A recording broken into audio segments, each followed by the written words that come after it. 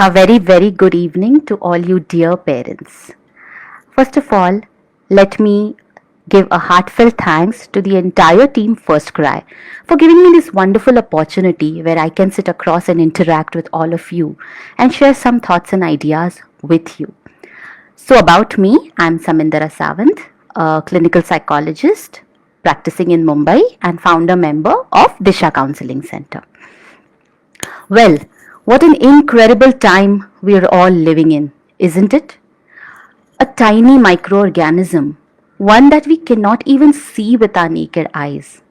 Yet, the entire world has bowed down to it. Indeed, if you ask me if there is any superpower today in this world, it is the COVID 19 virus.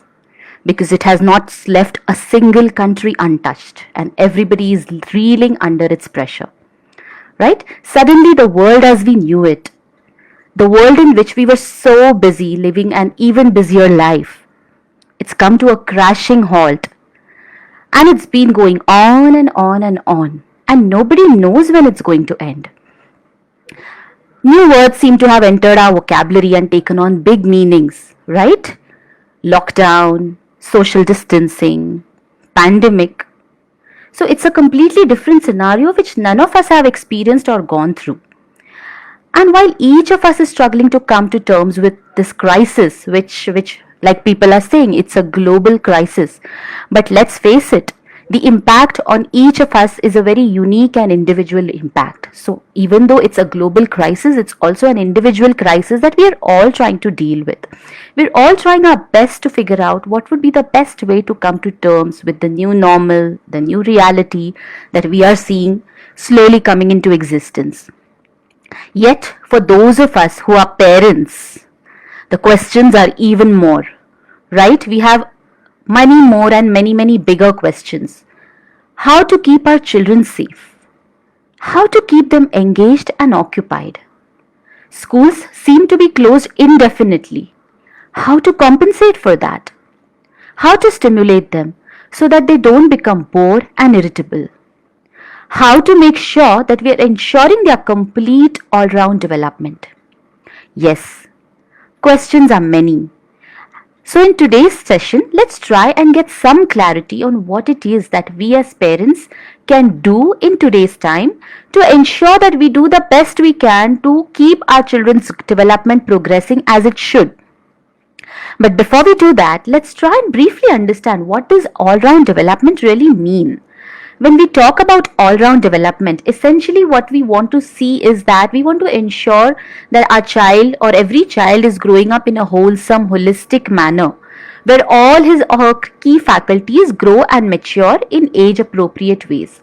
Some of the areas that we look at when we talk about all-round development is, first of all, we have mental or cognitive development, then we have physical or motor development, we have social and emotional development, language and communication development, we have creativity development, moral development, activities of daily living or self skills or self-help skills, so to speak. There are many aspects that go into making a child grow up or helping a child grow up in a complete holistic manner.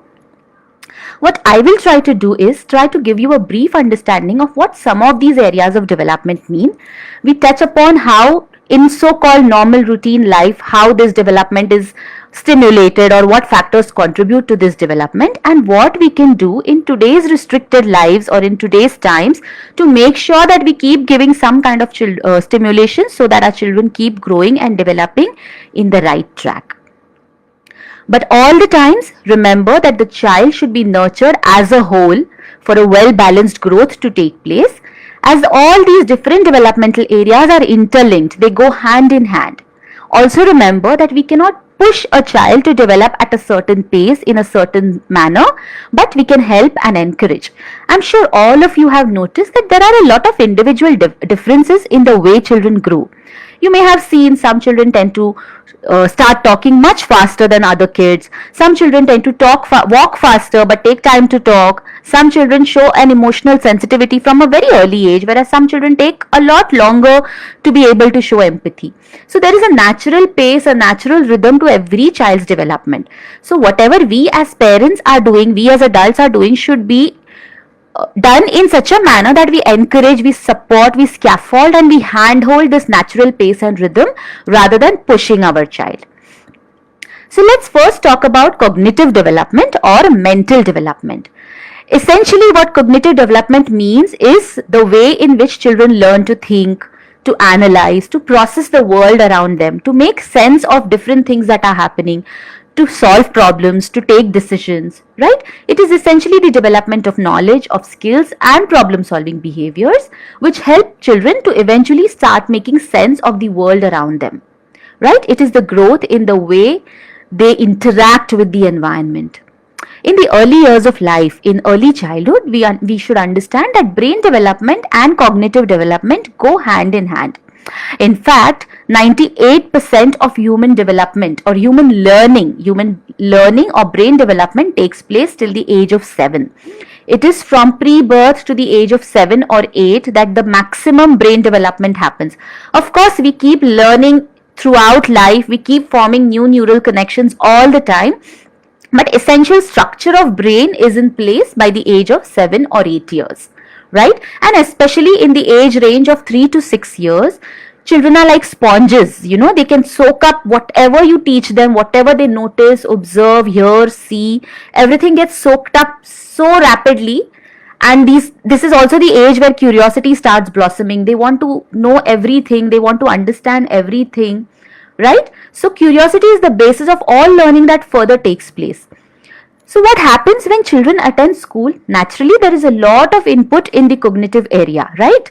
Depending on their age and grade, children are learning concepts on a daily basis. They are gaining knowledge and information. And all along this process, their cognitive development is actively taking place. Other than formal learning, children also learn through experiences, through interactions with family members and peers, and through books, puzzles, and other educational toys and games. But in the restricted lives that we are currently living, what are some of the things we as parents can do to ensure optimum cognitive development? Especially as it doesn't seem like schools are going to open anytime soon, right? So here are some of the things we can do. First of all, let's try and give children problem solving opportunities. The best way to do this is when the child comes to you saying, "Mama, I'm bored, I don't know what to do." We can use this opportunity by asking them what is it that you would like to do to get out of boredom, and state the current circumstances. So you can tell them, see, you can't go out and play with your friends. We can't take you to the beach or to the park, and your screen time for the day is already over. So now what are the options in front of you? What can you do that will make you feel less bored? What this does is it gets them thinking. Their mental processes start working. We can help them along a little by giving them options. You can say, okay, maybe you can try and complete the Lego car that you were trying to make yesterday, or maybe you would like to do some drawing. So once we give them options, what it helps them do is they start in their own childlike manner, start analyzing the pros and cons. They try and figure out, okay, should I do this?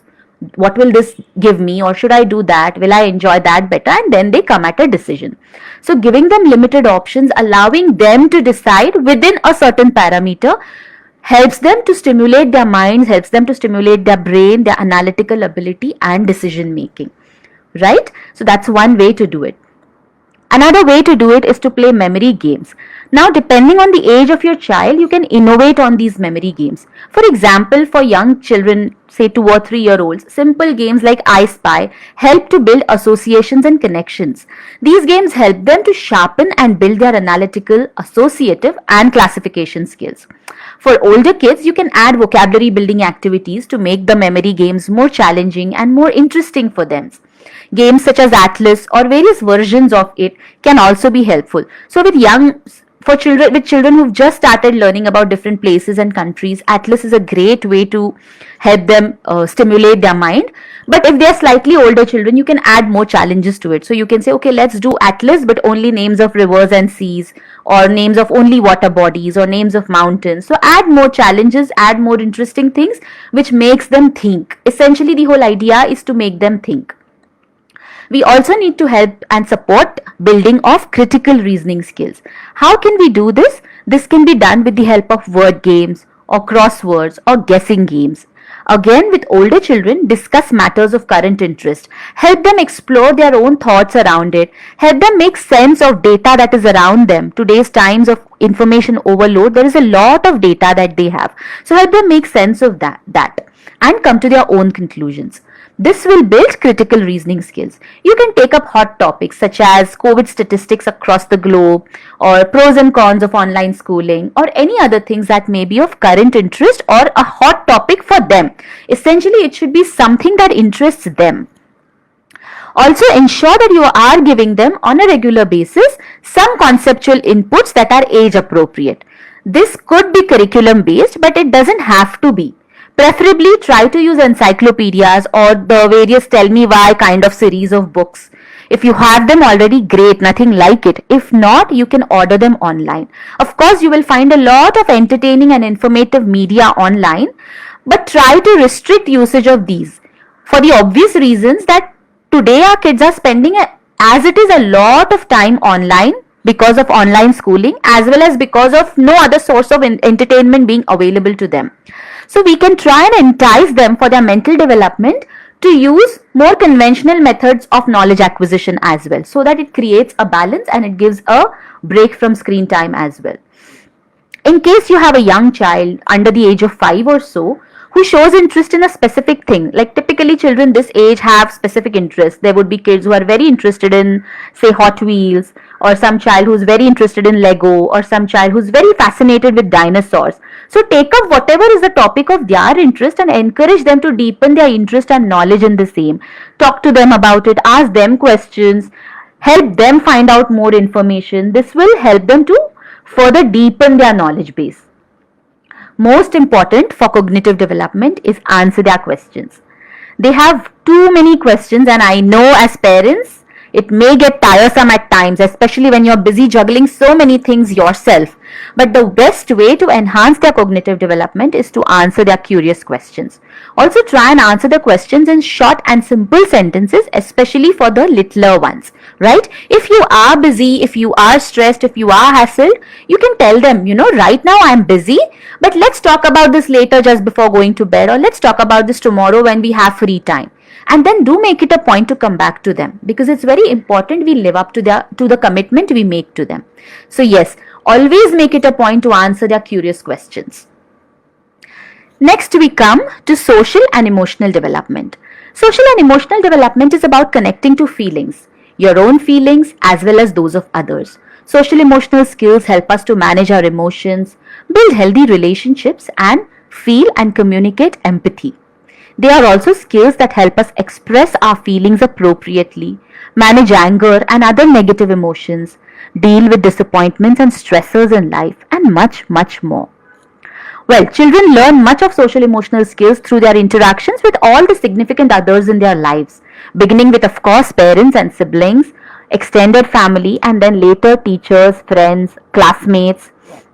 In this period of lockdown and restricted lifestyle, social emotional development is one area that can potentially take a beating. Our children have limited exposure to human interaction. With the exception of family members, they are left with no other choice, right? No other source to interact with. And well, let's face it, family members too may be busy with their work schedules and household chores, or caught up in their own worries around the pandemic. So even this interaction is likely to be less enriching. So as concerned parents, we must ensure that we give a good amount of time to interact with our kids. And this time is both quality time as well as quantity time. A few simple things we can do are set up a family interaction time in the entire family schedule. It could be just before bedtime, or early evening, or after meals, whatever works best for all the members of the family. But do try and keep this time sacrosanct, where all family members interact with each other. This could be structured interactions, where all of you could be together playing, say, card games or some board games or playing Antakshari, or it could be unstructured, informal interaction where each one is talking about their day, their feelings, or anything they feel like talking about. You could even use some of the activities that I mentioned in cognitive development and convert it into family time. So you're serving a double purpose. For instance, the entire family could play Scrabble or Atlas. So it's going to help you with cognitive development as well as it's going to help you with social and emotional development. Right? And if you have two kids, it may so happen that the older ones may feel bored about games that may engage the younger one. But if you tell them that, this is helpful, this is for all of us to spend time together and it's going to help your younger sibling, most older children will cooperate. What you could also do, to be fair, is make sure you alternate between activities that engage the older one as well as the younger one, so that, both feel bonded and connected. Essentially, in your family time, focus on bonding, on sharing and discussing with each other, and on strengthening your connections. Another thing you can do to build social and emotional skills is to model appropriate behaviors. Remember, little eyes are watching you all the time and little ears are listening to your every word. Tough as this situation is for each and every one of us, as parents, being more aware of the impact of our behaviors on our children can go a long way in building emotional resilience in them. Another important thing is to address temper tantrums sensitively.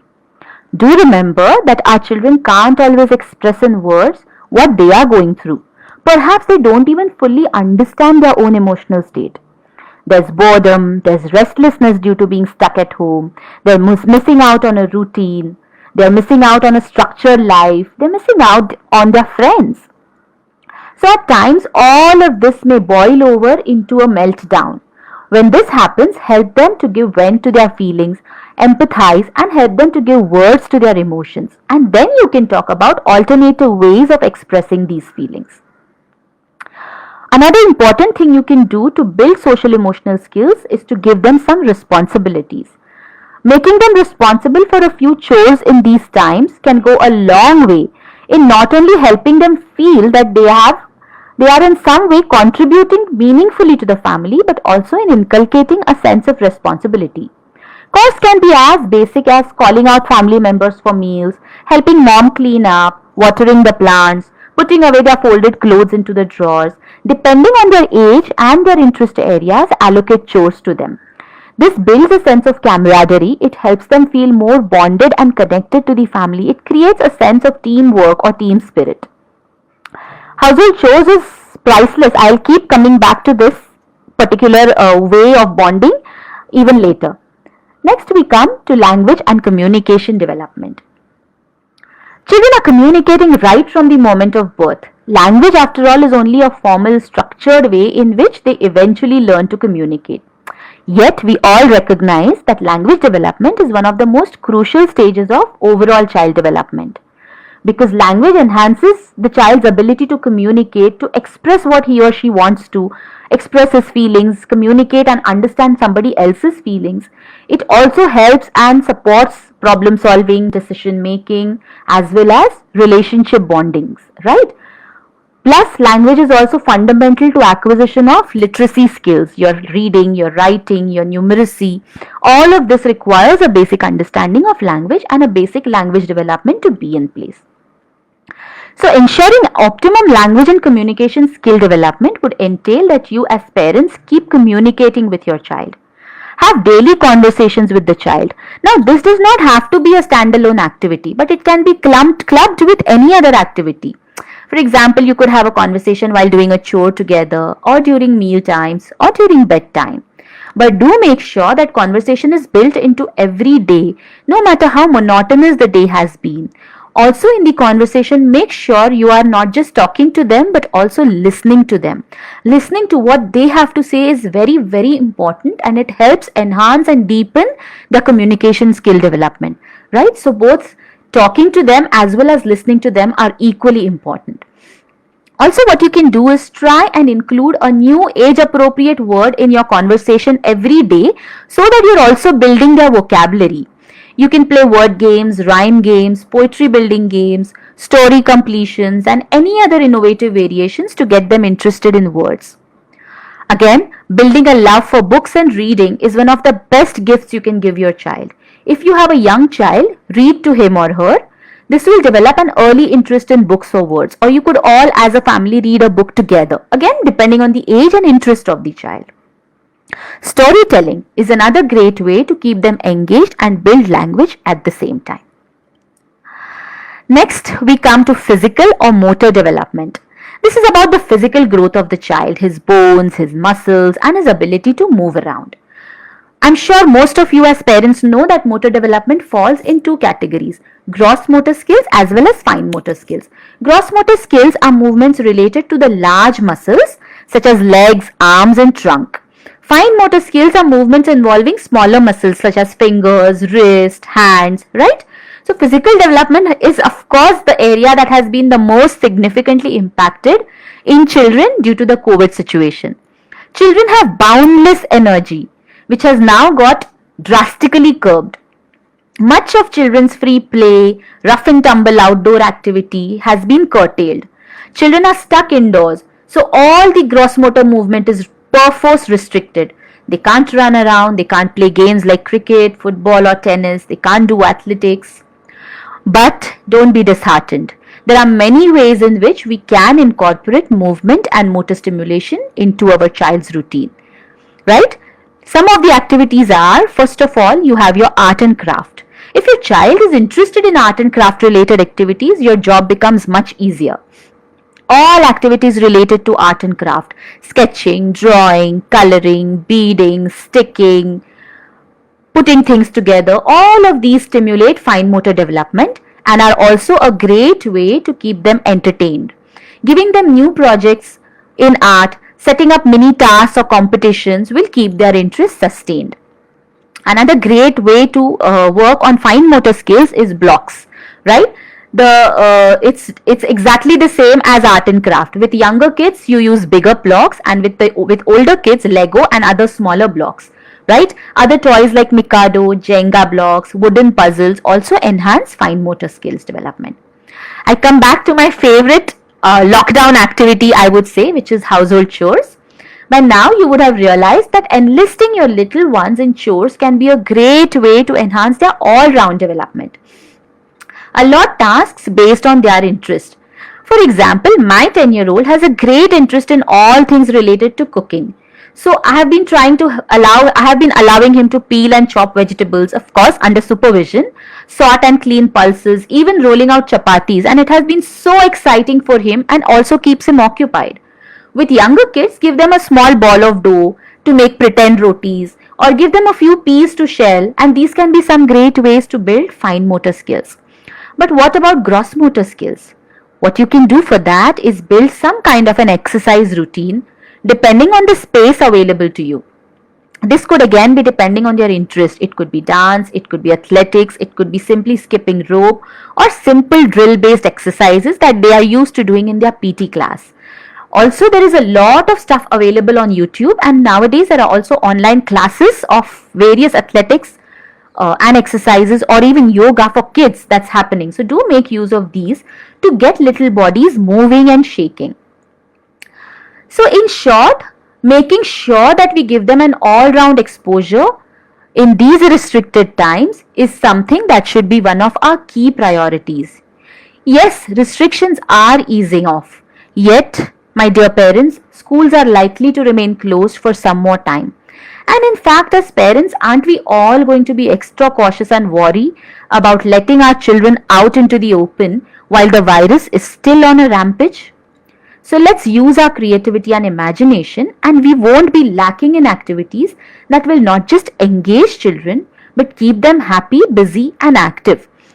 Some of the activities that I have mentioned can be used to build multiple developmental skills.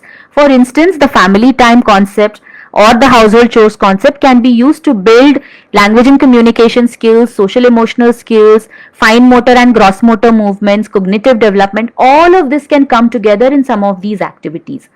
Other than this, there are also many more creative solutions that we can look at. Okay, for example, use of music. If your child has been learning a musical instrument, or even vocal music, or simply has a ear for music, likes listening to music, likes listening to songs, this can also abet and aid in the overall development process. Use apps like, see, we know that children are spending a lot of time on their screens, but we can divert them and use these gadgets to our advantage. So if you use apps like, say, Smule or GroovePad, it helps them experiment, create their own music. Music helps in calming emotions as well as in building neural circuits in the brain. So music not just helps in calming you down, enhancing your mood, but it is also contributing in a direct manner to your cognitive or intellectual development. It also builds creativity. It helps them innovate with making music, creating vibrations, creating rhythm, and you can also innovate along the way, help them innovate in making music in different ways. You could do whistling, you could do finger snapping, you could encourage them to try out beatboxing, or with smaller kids, even banging pots and pans and seeing how different metals or different objects make different kinds of sounds. This is all going to help them integrate their experiences. Another great way to focus on multi-development is dance or body movement. Dance is a great way not just to enhance gross and fine motor skills, but to also build essential body awareness and what we call as spatial ability, understanding space, position and space relations, right? Again, this does not have to be formal dance. Your child doesn't have to be learning either Kathak or Bharatnatyam or Bollywood dance for that matter. All you have to do is, if your child likes moving or shaking his body to music, encourage him or her to do that. Similarly, you can use games like Simon Says and build in dance related activities, music related activities into these games and make it even more innovative. Other thing you can do is use dramatics, which includes use of role plays or games like dumb charades and variations of these to teach emotional regulation, to teach emotional expression. So you can play a game of dumb charades where you call it emotional dumb charades. So for example, each person takes turn in showing an emotional expression in the face and in the body, and the rest of them have to guess it. So of course, we have to become child with the children so that we help this process. So all along, remember, we need to be partners in this process. We cannot just put the child in one corner and expect that the child is going to learn or master these things on his or her own. I'll keep reminding you that they are missing out on a lot of stimulation that they normally get. So we have to make sure that we are giving them this stimulation, partnering with them so that we help build all these skills. I'll again come back to stories. Stories in any form. It could be storytelling where you are telling them a story. It could be story making where you say one sentence, the child continues by adding another sentence and you go on making a story. It could be book reading. It could be making a story out of pictures. Different ways in which you can synthesize reading ability and word knowledge, build comprehension skills, as well as give them any moral or value based inputs that you may want to. One again important thing I will say here is, it's also important that you enjoy the process with them. It's not simply about teaching them things, or it's not an agenda that we have that, okay, today I have to complete so and so many things. It's about making sure that development is happening in a smooth process. Development is not a cut and dry process. It's an ongoing, smooth and seamless process. So what we are doing by getting into all these activities or utilizing all these various tools is to help them move along this seamless process, to ensure that because of the current essential services mode that we have been living in for the past 3 months or so, the restrictions that have been imposed, we don't kind of deprive them of opportunities to grow and develop. Because like I said, rapid development is happening in the early years of life, and tomorrow COVID may go away, life may resume normalcy, but this time, this age the child is in is not going to come back. So we need to make sure we do this in a calm manner, in a manner that all of us as a family are enjoying these activities. Remember one thing, if you enjoy these activities, they will enjoy it too, and then it doesn't seem like a task to them. Also, don't try not to make it as a task. Try to keep it very informal, very play way, very non-stressful for the children, so that the development happens without they having to take any pressure on themselves. I would want to state a few ground rules that you should follow while you are working on enhancing all these various developmental activities or enhancing their developmental development across various areas. First and foremost, no negative reflection, please. Like I said, this is not a textbook, this is not a syllabus that we are following, this is not about exams or getting grades. It is about simply keeping them on a certain track. So they're allowed to make mistakes, they're allowed to not want to do things at times. Allow them to choose activities, allow them to do what they want to enjoy. Right? We are not really teaching them anything, we're just helping the natural development process keep happening at the best rate, and the rate that is best for the child will decide. Every child has an internal rhythm and internal pace. Some children like to do multiple things at a time and they will need multiple kinds of stimulation. Some children are one at a time kind of children. They want to take up a task, make sure they finish it, make sure they learn it completely before they move on to something else. So as parents, we need to recognize what the personality of our child is and accordingly impart the inputs. We don't need to rush the child just because everybody else is doing something, right? Go at the child's pace. Especially this is a golden opportunity for us to allow the child to determine his or her own pace, because there is no external pressure of exams, there is no external pressure of having to make sure they learn certain skills in a certain timeline. So if we take care of these things, the children are going to enjoy and it's going to spark off fountains of creativity and imagination in them. Along the way, give lots of positive strokes, give lots of motivation to them, because this helps them to have a sense of achievement. It helps them feel proud about themselves and ultimately build self-confidence, right? Remember, what we are trying to do is we are trying to boost their general sense of well-being through all these activities and make sure that the development is going on in a balanced and smooth rhythm. At the end of the day, I think what we all need to realize is, in this whole while the whole world is battling with coronavirus and we are talking about so many things related, the impacts of the COVID-19, I think the real COVID warriors are our little ones, right? They are the ones who've been forced to be stuck at home, not fully understanding what's going on, not fully realizing the implications of what's happening, but having to face the consequences. So let's understand that each and every child of ours is a real COVID warrior, is dealing with it just as all of us are, just like you and I are dealing with it. Children are also dealing with it. And if we understand this and we become their partners in the development process, rest assured the child is going to blossom, the child is going to grow up feeling very confident and self-aware and very comfortable in being who he or she is. I think with that I will close what I have to say and I can take questions if there are any at this point. Let me have a look at the questions.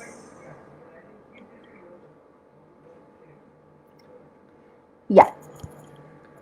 My son is 6.5 years old. Last month we counseled a friend who's child psychologist, figured out that he is having less concentration. What can we do? So less concentration unfortunately is something that many children of today's generation tend to go through. The reasons for that are multiple. Now we need to figure out what could be the real reason for this. What you need to first of all check is, are the basics in place? Is your child getting adequate sleep? That's number one. Is he having a regular sleep and wake up cycle? Now this has been impacted for many kids because there is no schools, because parents also are not going to work, so children are sitting up late at night, waking up very late in the morning. So this impacts their natural internal brain and body rhythm. So make sure, school or no school, online classes or no online classes, make sure you start putting some kind of a schedule in place for the child, where the child goes to bed at a certain time and wakes up at a certain time. Also make sure the child doesn't go hungry for very long hours. Some children don't realize when they are hungry, and sometimes hunger can also create loss of concentration. Another thing we need to look at is the amount of time the child is spending on gadgets. So for a 6-year-old, ideally not more than half an hour of supervised screen time is what experts recommend. Of course, we do understand that right now the situation is very different, and because children have not much other external entertainment available, they are spending more time on screens and gadgets. So use your discretion, maybe not half an hour, maybe you want to increase it a little bit, but do regulate and monitor screen time. That's one of the biggest impact causes where concentration in young children is concerned. So if you take care of that, a lot of things will fall in place. Having said that, these are normal situations or circumstances in which children can have low concentration. Having said that, there are some children who inherently have a short attention span and a low concentration. This is what we call as an attention deficit, or children who are at times hyperactive may also have concentration difficulties. So if you have in fact consulted a psychologist, she would be able to tell you whether this is concentration difficulty that can be corrected by certain changes in the child's routine and lifestyle, or whether you need to explore whether the child really has an attention deficit. So explore that, and the earlier you get that clarified, the better you will know how to address the challenges in the child. How to teach my child to concentrate and sit at one place while doing study or eating or any activity. So again, this is concentration related task. So what we need to do is we need to make sure we understand. See, different children have different attention spans. There are some children who can sit quietly for an hour or even 2 hours and continue doing what they are doing. Some children get bored in 15 or 20 minutes. So identify what is the optimal time in which your child is able to concentrate, and then give a logical break. So if you feel that my child is not able to concentrate beyond 20 minutes, keep a 20-minute study time, give a 5-minute break, and in that 5-minute break, make sure the child gets up, moves around, has a walk, maybe has a glass of water, and then comes back. You will notice that the child will be able to concentrate for the next 20 minutes. So depending on what the child's normal attention span is, give breaks in between. Try not to compare that some other child is sitting for long, so my child should also be able to sit. Again, while eating, if they are not concentrating, make sure that TVs or gadgets are not on. Okay, I know it's easier for you when they eat with the gadgets on, but in the long run, it's not going to help their concentration, nor going to help their body to register the hunger signals, appetite signals. So make sure when they are eating, they are not on any gadgets. Any activity which they need to concentrate on, make sure there are no other distractions. That will help them to concentrate better. So many of these are related to concentration and hyperactivity. What to do about flipping of hands by children, but sometimes when taking paper or something and suddenly they drop it for no reason. So basically, again, like I said, some children are by nature more restless and they need to be fidgety, they need to constantly be doing something or the other. To a certain extent, this is not a problem, it's a personality of the child. But if it is excessive, if you feel that it is impacting the way in which if you feel it is impacting their normal performance in other areas, if it's stopping them from studying optimally, if it's stopping them from doing tasks, then you need to explore whether the issue is hyperactivity related, or whether the issue is to do with the muscle tone of the child, right? To a certain extent, if they are restless, it's fine. Just keep reminding them in a non-judgmental voice. Keep telling them, okay, sure, stop shaking your body. Why don't you focus? Why don't you remain still? Very neutral, calmly toned reminders will help them. But like I said, if it is excessive, you need to see a psychologist to explore whether it is hyperactivity or whether there is a muscle tone related issue.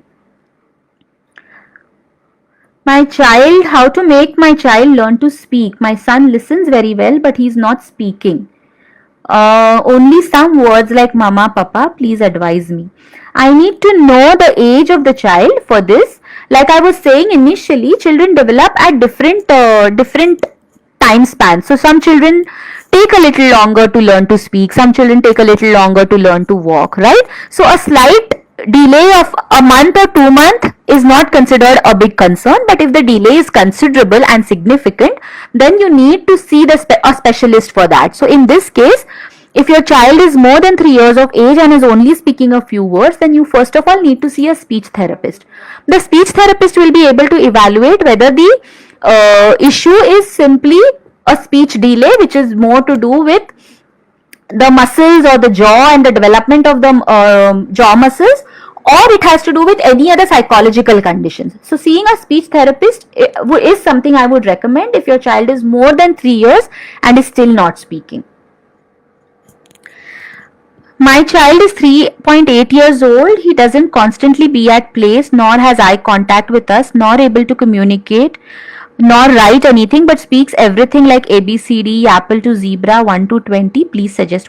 What I'm going to suggest to you is you need to see a psychologist or a developmental pediatrician at the earliest. Sometimes some children may have developmental delays. In the sense, as you're saying, the child's rote memory seems to be good, so he's absorbing what he's seeing, what he's hearing, and he's able to recall it, right? But there is no social interaction, there is no language development, there is no eye contact. Plus, you also mentioned that he's not able to sit still in one place. So it is important that you consult either a psychologist or a developmental pediatrician who will be able to figure out whether there is any developmental disorder or a developmental delay that is creating these concerns. I would urge you to do this at the earliest and not wait for things to become. See, what happens is early intervention is one of the key things where child development is concerned. Like I have been saying to you all, the first 8 years is where maximum development is taking place. So if there is some issue, if there is a delay, or if there is a problem, the earlier we identify it, the earlier we put the right interventions, the right tools in place, the sooner the child is able to catch up. If we allow for a long time to pass, then already the child is losing out on that window period. So then it becomes harder for the child to catch up or compensate. So if you feel there is a slight concern or a slight discomfort you feel about certain area of development, please consult the right expert. What's the worst thing that will happen? You will feel that, okay, we invested time, we invested some effort and resources in this, and everything is normal. That's always better than waiting and then finding out much later that maybe we could have done something earlier. Right? So I would urge you to consult either a developmental pediatrician or a psychologist to figure out why this is happening. There are some more questions on concentration, which I think I have already answered. My son, 2 years, 6-month girl, can't sit in one place, is naughty but wants to play and shout. How can I control my little one? I can't understand about her growth in height and mental aspects together. Okay, so what we need to understand is some children, each child of ours is a personality of his or her own. Some children by nature are more peaceful, they listen to adults, they are obedient, they are compliant. Some children are more strong-willed, they are more defiant, they are stubborn, they want to do things their way, right? So what we want to do is, in fact, if they are strong-willed, that's a good quality. It's going to help them later in life. At the same time, we want to channelize that. We want to put in some boundaries and put in some limits. So let's look at how the discipline is happening with the child. Are you being too liberal with the child, or are you being too strict or trying to restrict the child too much? Both these extremes will result in a child being defiant. Either if you are too liberal, the child is going to have a no sense of boundaries and will feel that I should be allowed to do anything, or if you are too strict, the child is going to feel suppressed and is going to rebel. So you have to be moderate in your approach. Allow the child some freedom. At the same time, the things which are really critical and important, put in firm boundaries and then stick to those boundaries. Child will throw a tantrum, throw 10 tantrums, but eventually the child will understand that, okay, this is a limit I cannot cross. Right? So put in boundaries. So first explore what the parenting style is. First explore if there are any particular family members who are indulging the child excessively or pampering the child excessively, right? Try and correct these things. Again, I would reiterate, look at the sleep and eating patterns of children. Especially now that we don't have a rigid structure to follow, now that there is no school and they don't have to get up at a certain time, make sure you give them a routine. Please remember, dear parents, children need routine and they benefit from routine. Yes, you can have a relaxed routine because there is no school, but a routine nevertheless is important. Okay, so make sure you put a routine in place which will help streamline some of these things. Whatever activities your child likes to do, give a specified time and tell him or her that, okay, you can do this for this much time. After that, you need to come to the dinner table and have dinner with all of us, or whatever the next task the child needs to do. Right? Okay, my child is 6.5 years old, is not gaining weight and height is not increasing. Please suggest. So I'm sure you must be in touch with the child's pediatrician. If the child is within the individual differences within the normal range, but on the lower percentile, and if the pediatrician is not worried, you don't need to worry.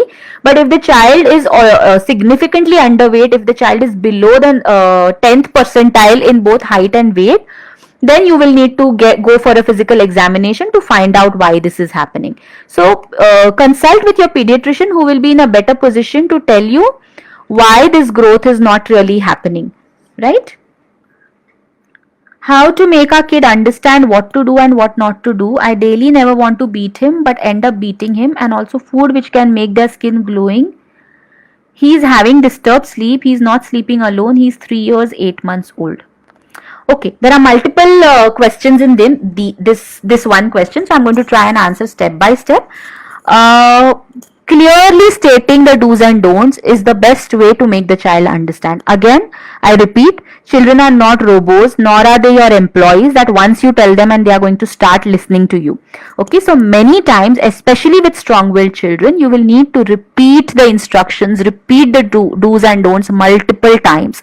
You may feel nothing, it's making no difference, the child is not listening, but please remember the child's brain is registering it.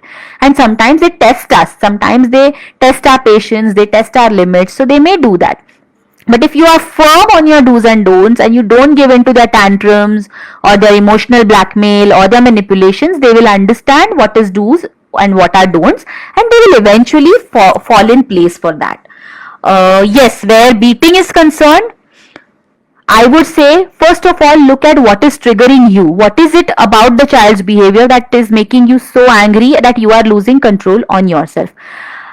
I'm sure all of us know that regularly beating the child is not the healthiest way to discipline the child. The child will either grow up in fear and, may not respect you eventually, or may become very resentful and angry as a person, right? So I would say, first of all, step back and explore what is it triggering in you. What is it that the child is doing that is making you so angry and upset? I understand an occasional rap on the feet is something many parents do, but regularly beating the child to get the child to comply is not going to work in the long term. So once you understand what is it that it's troubling you, you will be in a better position to deal with it. So I would say, first of all, calm yourself down. Come to a place where you feel in control and then intervene and stop the behavior. Right? This is the best way to work with him. Again, where not sleeping alone is concerned, he's 3 years 8 months, so he's not too old. You can gradually ease him into it. Make sleeping on your own an exciting thing for him. Make it up like it's something that shows that he's growing up now, he's becoming independent. So he's 3.8 years. So in another 4 months, he's going to be 4 months old. So you can start building that up now. You can say, when you're 4, then that's when you're going to really grow up. And you can then start sleeping in your own bed or in your own room, whatever your facilities are like, Slowly build it up, slowly talk about what the advantages of having your own space and how that is going to help him and how he's going to become fearless. These things, or at times, sleeping with him till he goes to sleep in his bed and then moving out of the room also helps. So basically, we need to ease children out of this. Some children need the parents' physical touch. Some children need the comfort and security of having an adult body around them, right? So we don't push them roughly into it. We gently ease them into it. You can also start off by deciding a few nights. So you can say, okay, weekends you can sleep with us, but weekdays you have to sleep in your own bed, or alternate days. Start with alternate days, so that slowly the child gets used to being without you through the night and doesn't feel then he won't resist it. My baby boy is 2 years 7 months, can't speak, only tells things by pointing out. Please suggest something how to teach him to speak. Again, I will repeat, first consult a speech therapist to find out the reason for the delay.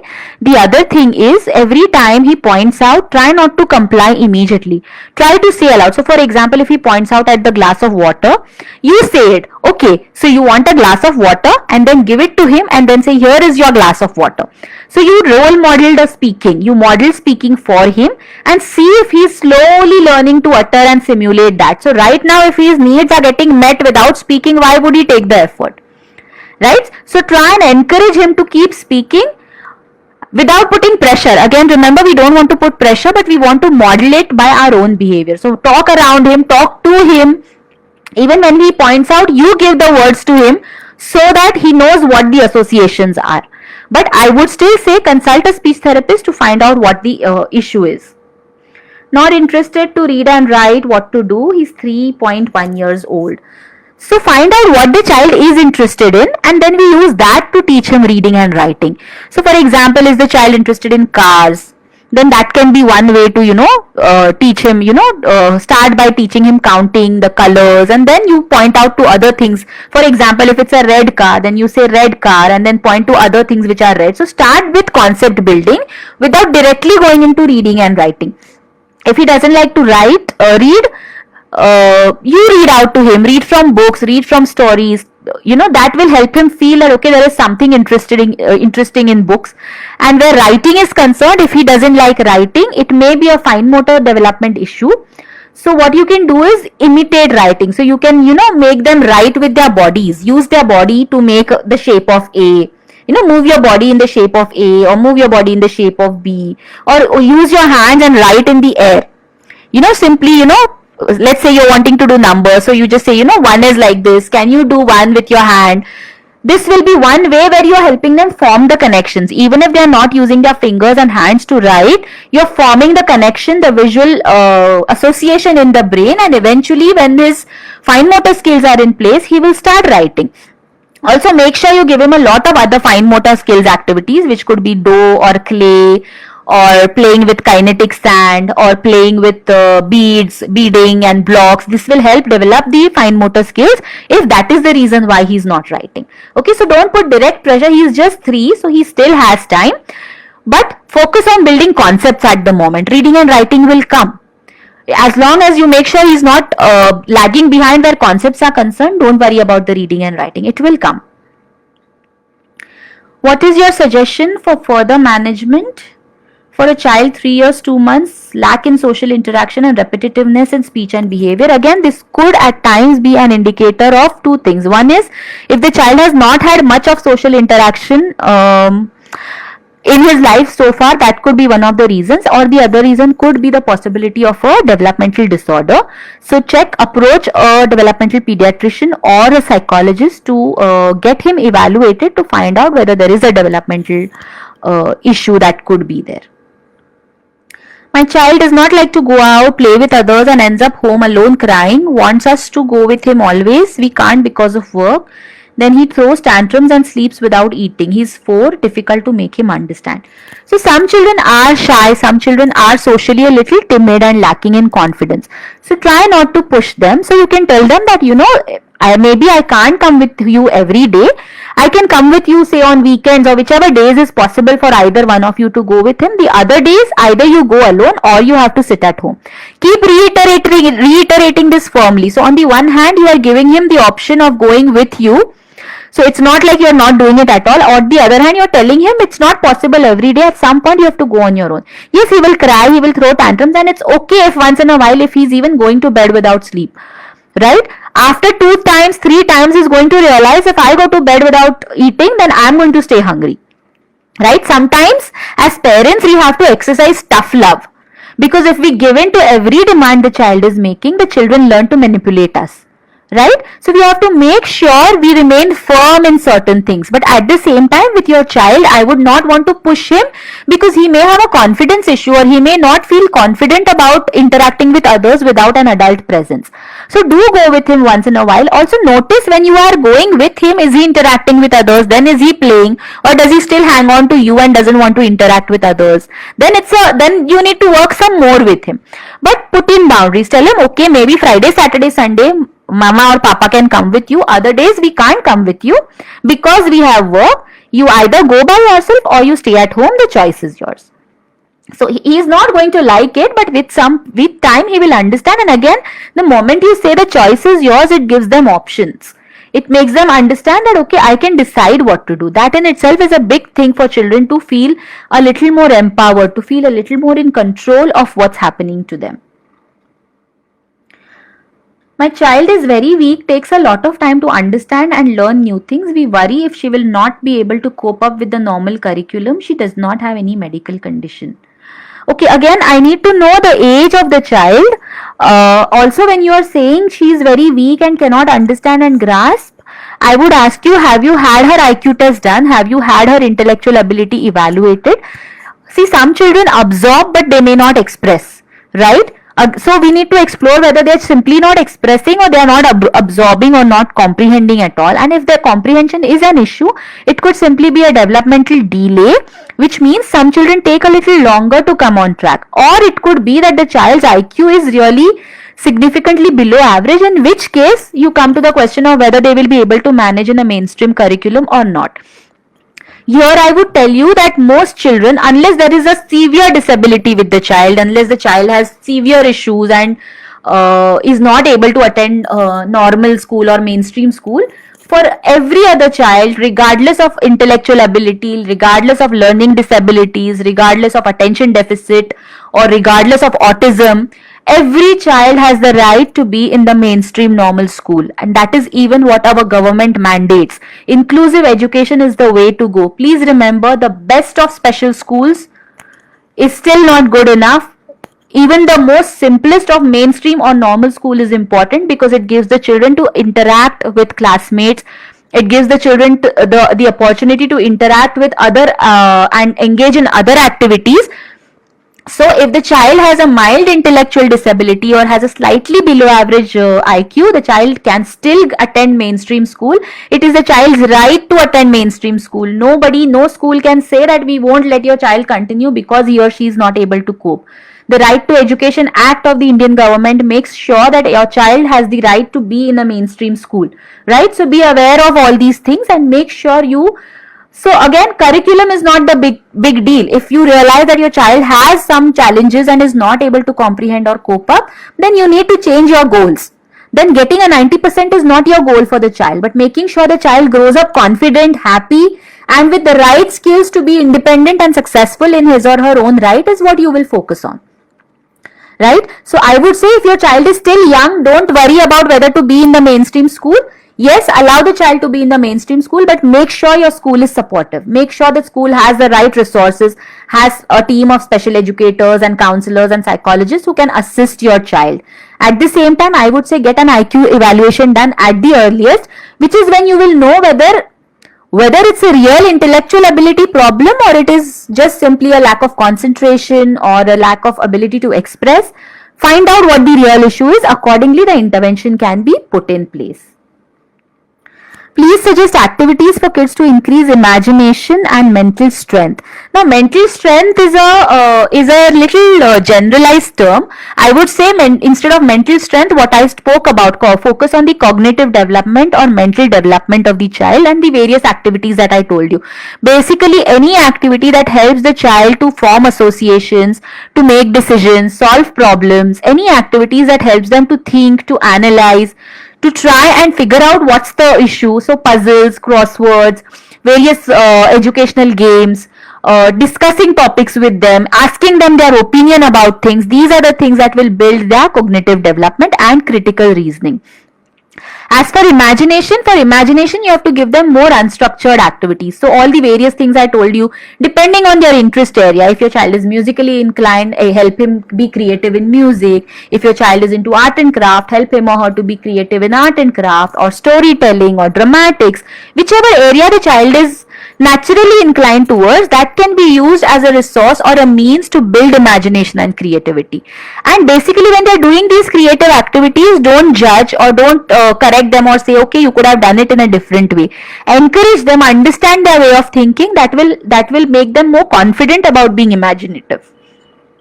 So these are some of the things we can put in place. My 3-year-old does not want to try much, always asks me to do activities which I ask him to do, like coloring, pasting, etc. What to do to make him do things. So one thing you can do is encourage the child that, okay, let me do with you. Let us both do together. So that will help you to get him to do. Or you can say, I'm trying to color this, but I'm not able to. Can you try?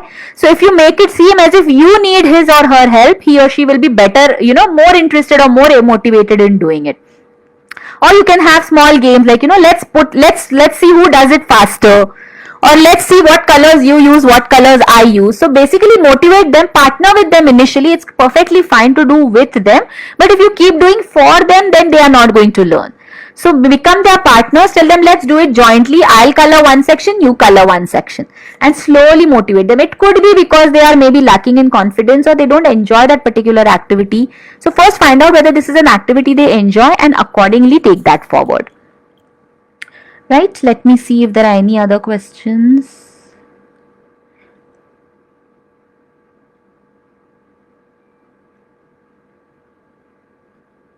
Okay, I think I have covered most of the questions. And we're also, I think, at the end of our time. So maybe we can stop here. Yeah, it was wonderful to interact with all of you and share my views with you. I hope it has been helpful to you, dear parents. And once again, a big thank you to Nishtha and the entire team at First Cry for providing this platform for all of us to come together. And with that, I will close the session. Nishtha, should I close the session? Yeah. All right. Bye-bye. Have a good evening, all of you.